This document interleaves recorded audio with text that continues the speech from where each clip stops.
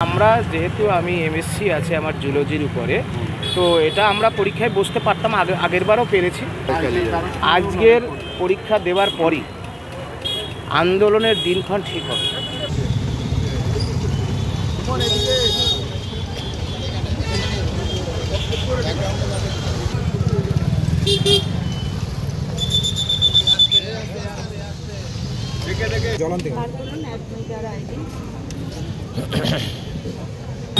আজকে আবার একটা পরীক্ষা, কত পরীক্ষা দেবেন? দেখুন, এগুলো কপালের দোষ, কারণ এর আগের দিনই তো বলেছিলাম আমরা 7ই সেপ্টেম্বর প্রথম পর্যায়ে পাপের প্রায়শ্চিত্ত করে ফেলেছি। আজকেও একটা প্রায়শ্চিত্ত করতে এসেছি। আমাদের আক্ষেপ দুঃখ যে আমরা যোগ্য, তা সত্ত্বেও আমাদেরকে একই যোগ্যতা নির্ণায়ক মানের পরীক্ষা দিতে হচ্ছে। আমরা এই সিস্টেমের শিকার। দুর্নীতির ভয়াবহ যে রূপ, তার যে কুপ্রভাব সমাজে, সেটা আমাদের উপর দিয়ে যাচ্ছে। এখন আমরা যাব কোথায়? সেজন্য পরীক্ষা নামক যে পদ্ধতি, সেই পদ্ধতির মধ্য দিয়ে অংশগ্রহণ করার চেষ্টা করছি। আপনি তো 9-10-এ চাকরি করতেন, এসএসসি মানে 16 সালের যে প্যানেল, হ্যাঁ, চাকরি গেল আপনার, আবার 11-12 পরীক্ষায় বসতে হচ্ছে কেন? দেখুন, আমরা যেহেতু আমি এমএসসি আছে আমার জুলজির উপরে, তো এটা আমরা পরীক্ষায় বসতে পারতাম, আগেরবারও পেরেছি। দু জায়গায় বসার সুযোগ আছে মহামান্য সুপ্রিম কোর্টের নির্দেশে, এবং এসএসসিরও রুলসে আছে, তাই দু জায়গায় আমরা সেই বসলাম পরীক্ষা। মানে কি সন্দেহের কোনো জায়গা রয়েছে যে এটা না হলে ওটা, ওটা না হলে? দেখুন, আমরা নবম দশমের পরীক্ষার ক্ষেত্রে তো বলেইছিলাম যে আমাদের সুযোগ ছিল না। তো আমাদের কাছে নবম দশম এবং একাদশ দ্বাদশ পরীক্ষায় বসার সুযোগ আছে, তাই আমরা বসলাম, চেষ্টা করছি মাত্র। যারা ফ্রেশার রয়েছে, মানে একবারে প্রথম এসএসসিতে বসছে, তারা বলছে যে একটা অন্যরকম প্রতিযোগিতার মধ্যে তারা পড়ে গেল, কারণ যোগ্য চাকরিহারারা এখানে একটা অ্যাডভান্টেজ পাচ্ছে। কি বলবেন? তারা মাঠে ময়দানে লড়াই আন্দোলন সংগঠিত করুক, যাতে মাননীয় মুখ্যমন্ত্রী যে ভ্যাকেন্সি বৃদ্ধির কথা বলছেন, সেই ভ্যাকেন্সি যাতে বৃদ্ধি পায়, সেই দাবিতে তারা যেন আপসীন লড়াইয়ে থাকে। আমরা যেভাবে দুর্নীতির শিকার হয়েছি, তারা যেন সতর্ক থাকেন।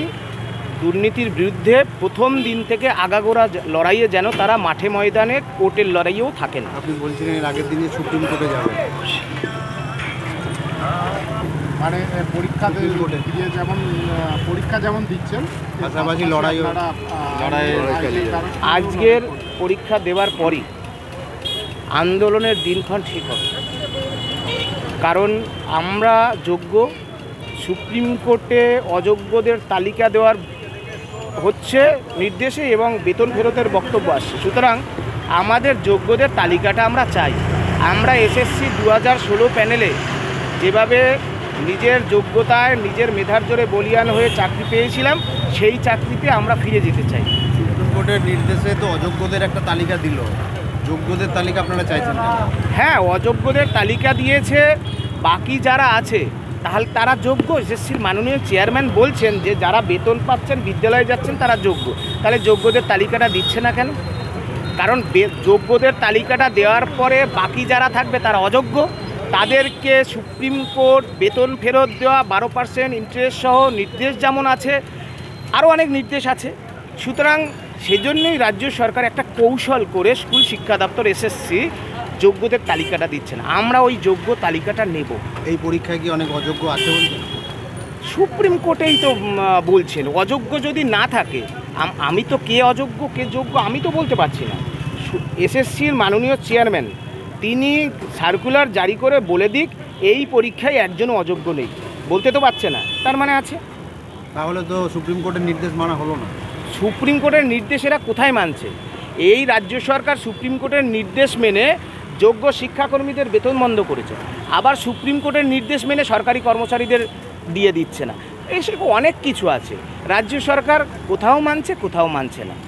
এসএসসি কেন্দ্রিক যত দুর্নীতির ঘুঘুর বাসা ওই স্কুল সার্ভিস কমিশন। সুতরাং শান্তিপূর্ণভাবে গণতান্ত্রিক রীতিনীতি মেনে পুলিশ সেটা তো প্রশাসনের এর আগেও আপনারা করলেন, কিন্তু সেখানে বাধার মুখে পড়তে হলো, যেতে দিল না, আটক করে দিল। এবার কি অন্য কোনো মানে পন্থা? আজকে যে পন্থা থাকবে। দেখুন, পৃথিবীর ইতিহাস যদি উল্টে দেখেন বা বাস্তিল দুর্গের পতন যদি দেখেন, অনেক কিছু শেখায়। আমি কিছু বলছি না, কিন্তু এখানেই বলছি, যত দুর্নীতিগ্রস্ত যারা, তাদের কি হাল হয়েছিল, সেই হাল যদি আটকাতে চান, যোগ্যদের তালিকাটা দিন। দুর্নীতির বিরুদ্ধে রাজ্য সরকার পদক্ষেপ গ্রহণ করুক, আর এই পরীক্ষা যেটা হচ্ছে স্বচ্ছভাবে হোক। মানে আজকের পর বললেন নতুন আন্দোলনের রূপরেখা তৈরি হবে, মূলত কি বিষয় নিয়ে আমার যোগ্যদের তালিকা দিতে হবে। হ্যাঁ, তাহলে চাকরি ফেরতও চাই। অবশ্যই 2016 প্যানেলের যারা 7 বছর ধারাবাহিকভাবে নিজের মেধার জোরে বলিয়ান হয়ে শিক্ষকতা বা শিক্ষাকর্মীর মতো চাকরি পেয়েছিল, যারা কোনো অপরাধ করেনি, রাজ্য সরকারের দুর্নীতির জন্য তারা কেন শাস্তি ভোগ করবে? সুতরাং যোগ্যদের তালিকাটা চাই, 16 সালের ওই চাকরি ফেরত চাই, এটা হচ্ছে বক্তব্য। এবং সেই জন্য তো বললাম, পৃথিবীর বিভিন্ন ইতিহাস হাঁটলে দেখা যাবে কোনো দুর্নীতিগ্রস্ত যারা, তাদের কি হাল হয়েছিল, মুয়াম্মার গাদ্দাফি কি হাল হয়েছিল, বাস্তিল দুর্গের কি অবস্থা হয়েছিল। সুতরাং সেই অভিজ্ঞতা থেকে শিক্ষা যেন নেয় রাজ্য সরকার, এইটুকুই আজকের দিনে আমাদের চাকরি বক্তব্য। ফেরত চেয়ে সুপ্রিম কোর্টে যাবে, যাচ্ছে। সুপ্রিম কোর্টে যাব, যেহেতু এই 7টা দিন একটু সময় পাওয়া গেছিল, আজকের দিনের পরই আপনারা জানতে পারবেন। সুপ্রিম কোর্ট ইতিমধ্যেই হয়েছে, তো আপনারা জানলেই জানতে পারবেন, এগুলো ক্রমশ প্রকাশ্য। আদালতে যখন মুভমেন্ট করবেন, তার পাশাপাশি যদি এই এসএসসি পরীক্ষার রেজাল্ট আউট হয় এবং পরবর্তী নিয়োগ শুরু হয়ে যায়। করে নিয়োগ শুরু হয়ে যায়, এবং যারা চাকরি হারিয়েছিলেন তাদের ভেতর ধরুন অনেকে চাকরি পেয়ে গেল, অনেকজন পেলেন না, সেক্ষেত্রে কি আন্দোলন? দেখুন, যারা যোগ্য ছিল এসএসসি 2016 প্যানেলে, তাদের মধ্যে একজন যোগ্য যদি বঞ্চিত হয়, সুমন বিশ্বাসরা, আমরণ, আমৃত্যু তাদের পাশে থাকবে রাস্তার লড়াইয়ে। এত সোজা নয়, এত সোজা নয়। আমরা লড়াই ছেড়ে যাব না, দেহে যতক্ষণ আছে প্রাণ এই লড়াই চলবে, দুর্নীতির বিরুদ্ধে লড়াই চলবে। বলছি দাদা, আজকেও দেখা যাচ্ছে রাজ্যের বিভিন্ন জায়গায় 3 রাজ্যের পরীক্ষার্থী তারা এসছেন পরীক্ষা দিতে, এই রাজ্য ছাড়া অন্য রাজ্য বলবেন না? না, এগুলো আসতেই পারে, ভারতবর্ষের একটি অঙ্গরাজ্যের নাম পশ্চিমবঙ্গ। সুতরাং এই রাজ্যের ছেলেমেয়েরা অন্যান্য রাজ্যে পরীক্ষা দিতে যায়, অন্যান্য রাজ্যের শিক্ষার্থীরা এ রাজ্যে পরীক্ষা দিতে আসবে, এটা একটা সাধারণ পদ্ধতি। এইগুলো নিয়ে কদাচিৎ রাজনীতি যারা করে, তারা রাজনীতির কারবারি। আগের দিন বলেছিলেন এক রাতে এসএসসি, আজকে চেষ্টা করেছি, দেখা যাক, আজকে 7 রাতে চেষ্টা করেছি।